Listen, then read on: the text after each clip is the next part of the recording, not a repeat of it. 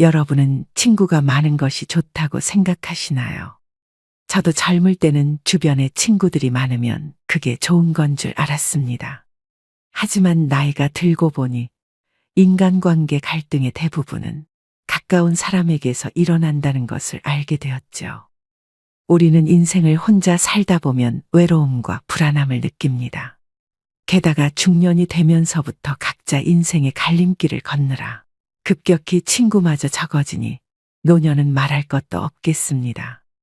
나이 들어 혼자 사는 어르신을 보고 외로우실 텐데라며 걱정하기도 하지만 요즘은 혼자 사는 삶을 스스로 선택하는 분들도 늘고 있다고 하는데요.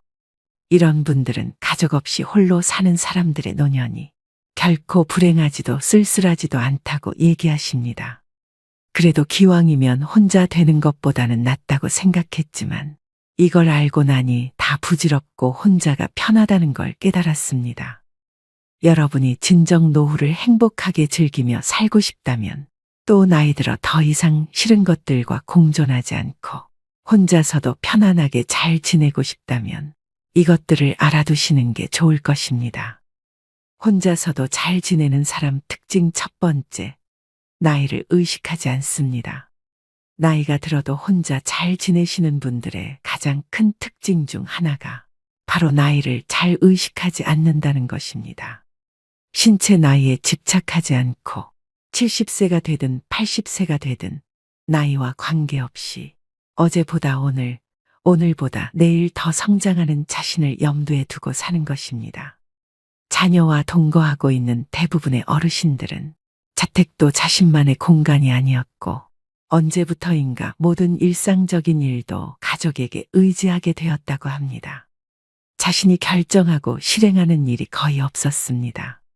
그런 수동적이고 의존적인 인생에서는 어찌되었든 무기력해지기 마련인데요.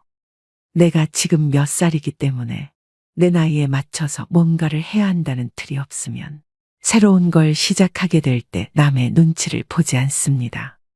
나이를 의식하게 된다는 것은 결국 남을 많이 의식하기 때문일 수 있는데 그래서 시작은 젊은 사람이 하는 것이라는 세상의 통념에 따르게 될 확률이 높아집니다. 그것은 마치 물을 가득 머금은 스펀지가 더 이상 물을 머금을 수 없는 것처럼 우리가 내 안에 가득 찬 고정관념을 쏟아내고 내 나이에 대한 인식을 잊어버리게 된다면 어떨까요?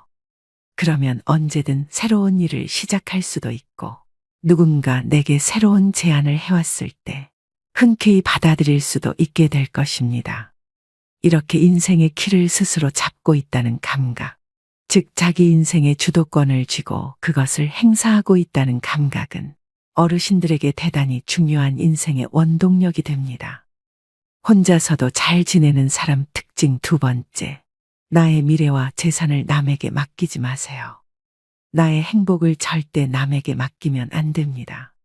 세상 사람 중 그 누구도 나의 미래를 책임져 주지 않습니다. 오로지 나는 나 자신만이 책임질 수 있습니다. 하지만 우리는 나이가 들면 마음과 몸이 약해지면서 누군가가 내 시간과 재산을 주면 나를 책임져 준다는 말에 희망을 품기도 하죠. 하지만 어떤 경우라도 이것을 잊지 마세요.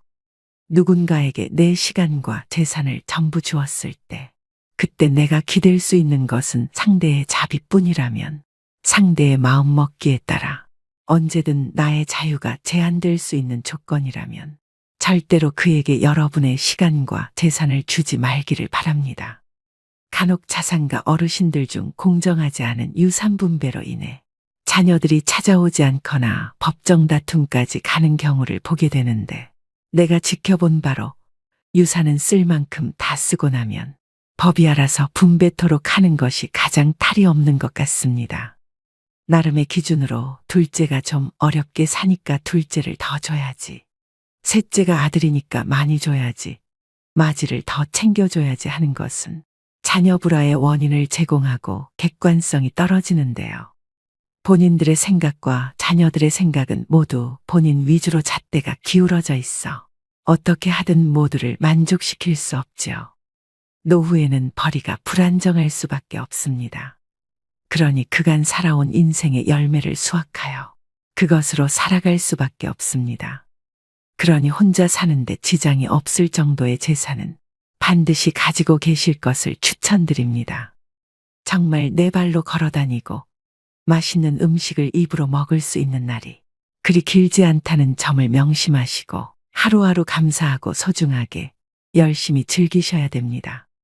혼자서도 잘 지내는 사람 특징 세 번째, 도전을 두려워하지 않습니다. 고독을 즐기는 사람들은 나이에 상관없이 의미 있는 도전을 합니다. 자신이 이루고 싶은 꿈, 목표가 있으면 실행에 옮기는 추진력이 있습니다. 자신에게 집중하는 시간이 많기 때문에 자신이 진짜 무엇을 원하는지 잘 알 수 있습니다. 나이가 들수록 나만의 취미생활과 배움의 끈을 절대 놓으시면 안 됩니다. 평균 수명이 길어진 지금 단순히 오래 사는 것을 목적으로 삼기보다는 여생을 얼마나 아름답고 가치 있게 사느냐가 관건인 시대이죠.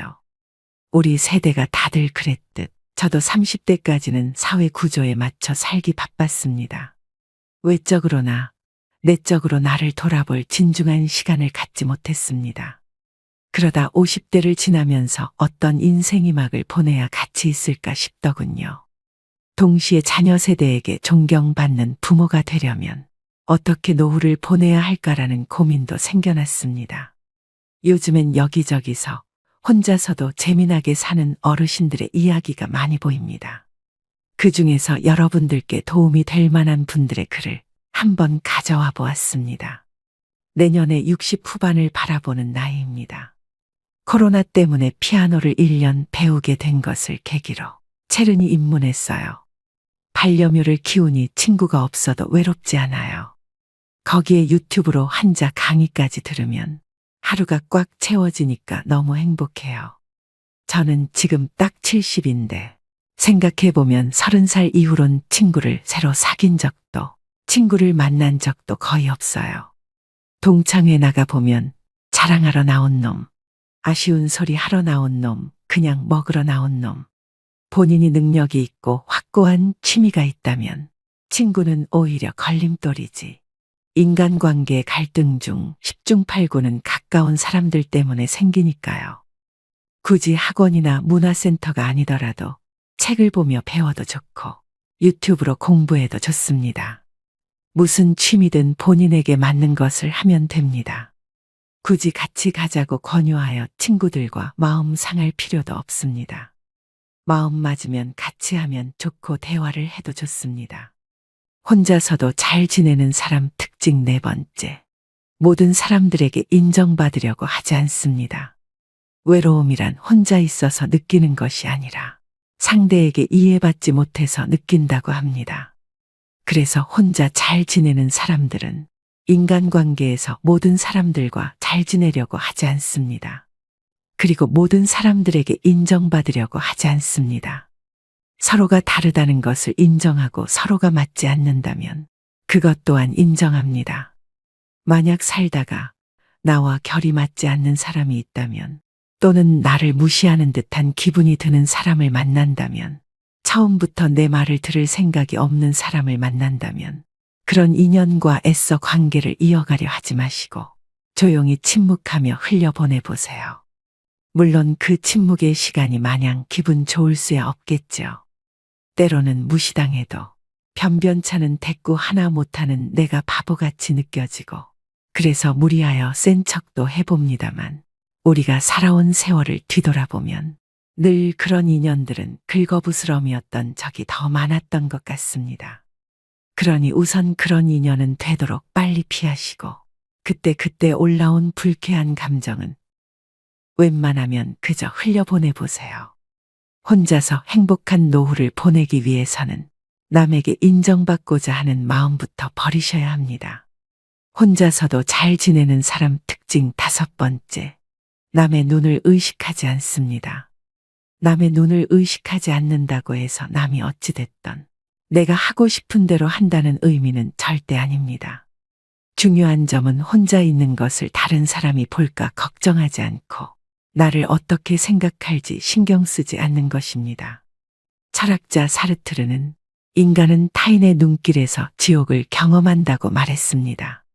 물론 인간은 집단 본능이 있기 때문에 다른 사람을 완전히 의식하지 않고 살아가기란 힘든 일입니다. 그리고 남들과 비교했을 때 그들과 다르게 보이는 것을 두려워하기도 합니다. 하지만 보람 있는 인생 후반전을 살아가려면 남의 눈을 의식하지 않고 자기 만족과 보람을 추구하며 살아가는 것을 연습해야 합니다. 노년에는 거북이처럼 뚜벅뚜벅 인생길을 걸어가는 것이 좋다고 하는데요. 주위를 살피지 않고 오로지 자신에게만 집중해서 똑같은 속도로 걸어가야 합니다. 남이야 더 빨리 달리든 말든 내 속도와 내 능력이 맞다 싶으면 그대로 유지해야 합니다. 할 수 있는 일과 할 수 없는 일을 노년의 연륜을 통해 냉정하게 구분해야 합니다. 무리하게 인생을 힘들게 사는 것보다 나만의 경주를 완성해야 합니다. 눈치를 보는 행동에 대해 나는 한 포기 풀이라고 생각해 보라고 다음과 같이 조언했습니다. 다른 사람의 눈치를 보는 것은 그들에게 잘 보이려 하기 때문입니다. 다른 사람에게 잘 보이고 싶다는 것은 예쁘다는 소리 듣고 싶고, 착하다는 소리 듣고 싶고, 잘한다는 소리, 좋아한다는 소리를 듣고 싶어서 그럴 텐데요. 그렇지만 한 포기의 풀은 누가 보든 안 보든 아무 상관하지 않고 설령 사람이 밟고 지나가도 아무런 상관을 하지 않습니다. 아무도 안 봐도 그냥 꽃 피울 때가 되면 꽃 피우고 그 자리에 그냥 있어요. 꼭 누가 봐줘야만 꽃을 피우는 게 아닙니다. 다른 사람의 사랑을 바라는 것은 그들의 노예가 되는 것과 같습니다. 이제 노예가 되고 싶지 않다면 나는 한 포기 풀입니다 하는 자세로 살면 됩니다. 혼자서도 잘 지내는 사람 특징 마지막 6번째. 고독을 즐깁니다. 고독이라는 단어는 언뜻 부정적인 의미가 강해 보이지만 철학자 쇼펜하우어는 세상의 소란스러움에서 한 발짝 떨어지라는 의미라고 말합니다. 특히 소외받는 기분이 들어 억지로 무리 속에 끼어드는 것을 굉장히 주의해야 합니다. 이런 무리 속에서 활동하다 보면 다른 사람들과 억지로 가치관을 맞춰야 하는데 그렇게 무리 속에 들어간다면 당장의 외로움은 이겨낼지언정 시간이 흐를수록 더욱 외로워져 갈 것이기 때문인데요. 무리 속에서 억지로 사교를 위해 배려나 양보를 하는 압박에서 해방되는 것이 무척이나 중요합니다. 나이 들수록 정말 행복해지려면 외로움을 이겨내기 위한 모임에서 일부러라도 이탈해서 자신만의 시간을 가지는 일이 필요합니다. 고독을 즐길 수 있다는 것은 인생의 여러 가지 맛 중 하나를 알게 되었다는 뜻입니다. 고독과 친구가 되면 더는 타인으로부터 위로받으려 애쓰지 않게 되고 복잡한 마음을 스스로 정리하는 힘을 갖게 될 것입니다. 여기 자식들 꾀에 넘어가 지울 수 없는 상처를 남기고 큰 깨달음을 얻은 할머니 한 분이 계십니다. 젊어서 과학 선생님을 하셨던 우리 할머니 나이는 82세입니다. 지금은 멀쩡한 50평짜리 집 놔두고 스스로 요양원에 들어와 계십니다. 할머니의 기가 막힌 사연은 이랬습니다. 때는 할머니가 75세 되던 해 어느 날 아들이 찾아와 이렇게 말했다고 합니다. 할머니가 사는 아파트를 팔면 아들도 자기가 사는 아파트를 팔 테니 그 돈으로 50평짜리 아파트를 사자고 했답니다. 그래서 넓은 집에서 손주도 매일 보고 가족끼리 행복하게 같이 살면 좋지 않겠냐고 말입니다. 그래서 할머니도 이렇게 말씀하셨습니다. 그래, 내가 살면 얼마나 살겠니? 노년의 손자랑 자식이랑 밥이나 먹으면서 그렇게 살다가 내가 명이 다해서 죽으면 너희들이 그냥 그 집에서 잘 살아. 할머니는 그렇게 집을 팔고 새 아파트를 아들 명의로 하여 살림을 합치셨습니다. 하지만 그것이 지옥의 시작이었습니다. 할머니는 새 아파트로 들어오는 순간 자식과 손주가 아닌 며느리하고 살게 되었으니까요. 며느리는 그동안 명절에나 뵈었지. 이제 매일 얼굴 맞대고 살려니 시어머니 눈치가 얼마나 보였을까요? 할머니 또한 무엇이든 딱딱 들어 맞아야 하는 과학을 가르치는 선생님이셨으니 얼마나 엄격하셨을까요? 할머니 입장에선 며느리가 마음에 안 드는 부분들이 보이는데 며느리는 시어머니의 잔소리가 너무 듣기 괴로웠습니다. 그리고 시어머니가 열심히 나가는 성당을 안 따라갈 수가 없었습니다. 하지만 그것도 잠시일 뿐. 참다 못한 며느리가 한날은 이렇게 말했습니다. 어머니, 저 이제 성당 못 나가요. 전 종교도 없는데 어머니 따라서 억지로 나가는 거 이제 못해요. 그러자 할머니는 이렇게 말씀하셨습니다. 아니, 성당이 가고 싶으면 가고 가기 싫다고 안 가는 데니 내가 이상한 데 데리고 가는 것도 아니고 좋은 말씀 듣고 행복하라는데 그게 그렇게 싫으니. 그렇게 할머니와 며느리 고부간의 갈등은 날이 갈수록 심해졌습니다. 급기야 며느리는 여보, 나 어머니랑 밥 먹으면 체하니까 따로 먹을게. 그러고는 자기 밥상을 따로 챙겨서 방으로 들어가 버리기 이르렀습니다. 그런데 문제는 지금부터 시작이었습니다. 잠깐 같이 살다가 세상을 뜰 거라던 할머니는 세상이 좋아지고 의료기술이 발달하다 보니 80세가 넘으셔도 정정하셨습니다. 그것도 전 재산 아들에게 다 주고 빈털터리로 말입니다. 한날은 할머니가 성당에 가서 신부님에게 머리를 내밀고는 만져보라고 하였습니다. 신부님이 할머니의 머리를 만져보자 놀랍게도 머리에 혹이 2개나 생겼다고 합니다. 30대 며느리는 시집살이를 울면서 참겠지만 60된 며느리는 참지 않았습니다. 그러니까 나중에는 아예 치고받으며 싸우는 지경까지 간 것이죠. 그렇게 나이 60 먹은 며느리가 80세 시어머니랑 싸우니 당연히 60 먹은 며느리가 이길 수밖에 없었습니다. 그래서 할머니는 뭐가 어떻게 다치셨는지 혹이 2개가 나서 성당에 나타나신 것입니다. 그래서 신부님은 이렇게 말씀하셨습니다. 할머니 그러지 마시고 저하고 같이 아드님한테 소송을 겁시다. 지금 아파트가 8억이니까 할머니 25평에 아드님 쪽 25평에서 할머니 목 4억 찾으셔요. 그리고 제가 운영하는 어르신 쉼터마을에 오셔요. 그래서 할머니는 신부님과 고소장을 썼습니다. 전직 학교 선생님이라 얼마나 고소장을 잘 쓰셨는지 변호사 선임까지 해서 빠르게 재판 날짜까지 잡게 되었습니다. 하지만 재판 날짜가 지났는데 할머니가 성당에 나타나질 않으셨습니다. 그러다 2달 뒤 할머니가 성당에 오셨습니다. 신부님이 다가가 할머니에게 물었습니다. 할머니 대체 어떻게 된 거예요? 왜 그동안 두문불출하셨어요? 그러자 할머니는 힘없이 이렇게 이야기하셨습니다. 아들이 무릎 꿇고 그럽디다. 자기가 잘하겠다고 취하만 해주면 자기가 잘 모시겠다고요. 다 큰 자식이 무릎까지 꿇고 잘하겠다는데 제가 더 이상 어떻게 우겨요. 그렇게 할머니는 아들에게 못 이겨 재판을 취하하셨습니다. 그리고 할머니는 다시 성당을 한동안 나오지 않았다고 합니다. 그리고 3달 후 새벽 할머니가 신부님에게 전화를 걸어왔습니다. 할머니는 허탈한 목소리로 말씀하시길 재판을 취하해 주었지만 여전히 며느리와는 사이가 나빴으며 아들은 아무것도 해주지 않았다고 합니다. 하지만 이미 일은 벌어졌고 우리나라 법률상 같은 사유로 재소송하는 것은 불가했습니다. 결국 견디다 못한 할머니는 멀쩡한 50평짜리 아파트를 두고 지방에 있는 요양원에 들어가게 된 것입니다. 보통 어르신들이 70대가 넘어가면 이때를 인생의 황혼기라 여기십니다.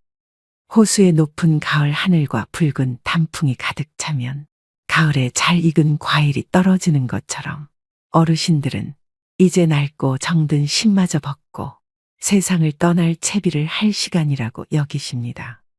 하지만 이제는 그런 생각을 바꾸셔야 할 것 같습니다. 지금 100세 시대는 우리 생각보다 오래 살 수도 있으니까요. 어떤 기자가 102세 할아버지한테 물었습니다. 살아오시면서 제일 후회스러우신 게 뭐예요? 그러자 할아버지는 내가 70살에 그랬지. 내가 살면 얼마나 사나. 내일 모레면 죽겠지. 그래서 자식들이 어디 여행이라도 같이 가자 하면 내가 삶을 얼마를 살았는데 무슨 여행을 가느냐. 너네들이나 갔다 와라. 난 여기 있을 테니까 했지. 근데 나이가 80이 돼도 안 죽었어. 그래서 이젠 80이니까 진짜 내일 모레면 죽을 거다 했지. 그래서 자식들이 갈비 먹으러 가자 그래도 안 갔어. 난 내일 죽을 건데 무슨 갈비를 먹냐. 그런데 90이 됐는데도 안 죽었어. 그리고 100살이 돼도 안 죽는 거야. 그렇게 자그마치 30년 동안 내일 모레면 죽을 거다 그러고 뒷방에 앉아 있었던 게야. 여기서 30년은 결코 적지 않은 시간입니다. 102세 할아버지는 안타깝게도 그 30년 동안을 죽을 날만 기다리며 허비를 하신 것입니다. 젊은 사람들이 바쁘게 살아가는 시대에 자녀들을 자신의 곁에 두는 것은 어쩌면 부모님에게 다소 욕심일지도 모릅니다.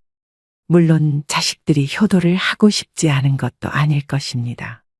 왜냐하면 사회 속의 자녀들이 부모님들을 돌볼 시간이 거의 없다는 것을 미루어 볼 때 모두 마음은 있으나 힘이 닿지 않아 행할 수 없다고 봐야 하는 것 아닐는지요. 그렇다면 우리는 어쩌면 부모에게 효도하는 마지막 세대이자 자녀에게 버림받는 첫 세대일 수밖에 없는 우리는 스스로 자립할 수 있는 노년으로 만드셔야 됩니다. 오늘의 영상 어떠셨나요? 세상에서 가장 불행한 사람은 혼자 사는 사람이 아니라 마음이 맞지 않는 사람과 같이 사는 사람이라고 했습니다. 법륜 스님은 특히 외로움을 극복하는 방법에 대한 질문에 그냥 외로움은 느끼면 되는 것이다. 외로움은 극복하는 게 아니라 그냥 외로워하면 된다고 말씀하셨는데요. 60대 이상의 여성의 경우 혼자 살 때 오히려 행복지수가 상승한다는 연구 결과가 있습니다. 이처럼 노후의 행복지수는 주변에 사람이 많고 적은 것과 관계가 없다는 것을 각종 통계 자료의 설문조사를 통해 알 수 있습니다. 젊었을 때는 대부분의 시간을 친구들과 어울리며 소통하고 지냈지만 서로의 가정이 생기고 먹고 사는 일에 매달리다 보니 대부분의 친구 관계가 자연스럽게 멀어지게 됩니다. 그러면서 인간 관계도 유행이고 유통기한이 있다는 것을 다시 한번 깨닫게 됩니다.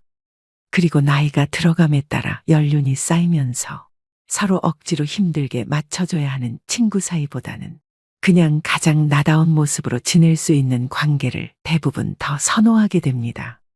밥을 한 끼 먹어도 상대방이 좋아하는 메뉴, 좋아하는 분위기의 식당을 고려하고 계산하는 것보다는 내가 지금 당장 먹고 싶은 음식을 남 눈치 보지 않고 편하게 먹는 게 이제는 혼자임이 편해지고 있다는 증거입니다. 우리는 나이가 들어가면서 친구와 멀어졌다고 생각하지만 사실은 그렇지 않습니다. 친구와 멀어지고 친구가 없어지는 것이 아니라 친구가 필요 없는 나이가 되어버린 것이죠. 혼자 있는 것이 외롭다는 생각이 들어 주변 친구들을 만나보면 하나같이 다 자식 자랑, 돈 자랑, 배우자 뒷담화 등 부정적인 이야기들로만 하루를 채워가거나 무리한 부탁을 하거나 사소한 도움을 요청하는 일도 아주 빈번하게 일어납니다. 이런 일이 반복되다 보니 친구를 만나고 헤어지는 순간에 즐겁고 행복한 기억보다는 더 기분이 우울하고 외로워지는 경험을 한 번쯤은 해보았을 것입니다. 그렇기 때문에 우리는 앞으로의 인생을 혼자여도 즐겁게 시간을 보낼 수 있는 삶으로 채워나가야 할 것입니다. 주변 사람들과 적당한 거리를 두는 것, 단지 외롭다는 이유 하나만으로 사람들과 관계하지 않고 나를 힘들게 하고 스트레스 받는 관계에 대해 단호하게 거절하고 혼자 잘 지낼 줄 아는 것, 그것이 바로 현명한 노후 설계의 첫 번째 단계 아닐까요? 오늘도 노후의 지혜와 함께 해주셔서 감사드립니다. 황금빛으로 무르익어가는 여러분의 지혜로운 인생을 언제나 응원합니다.